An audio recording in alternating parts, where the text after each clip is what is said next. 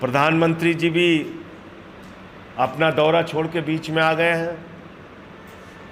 गृह मंत्री जी भी वहां पहुंच गए हैं।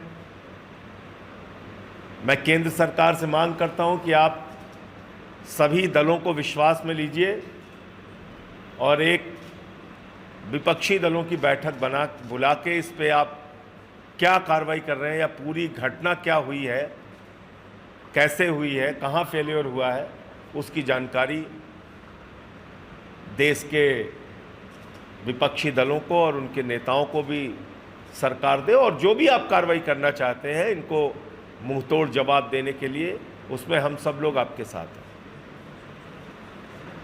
लेकिन प्रश्न उठता है, जब हम लोगों ने बार बार कहा, चिल्ला चिल्ला कर कहा कि पैसे को प्राथमिकता मत दीजिए, भारत की सेना इस राष्ट्र का गौरव है, सेना की भर्ती में कोई हिला हवाली मत कीजिए। हमने बार बार इस बात को कहा कि सेना की संख्या कम मत कीजिए। कोई नेता जाके वहां पे बंदूक लेके भारत की सीमाओं की सुरक्षा नहीं करता, हमारे जवान करते हैं, वो लड़ते हैं वहां पे रहकर। लेकिन आपने 1,80,000 सैनिक भारत की सेना से कम कर दिए। 3 साल कोरोना में आप भर्ती नहीं कर पाए, कोई बात नहीं, उसके बाद आप भर्ती कर लेते।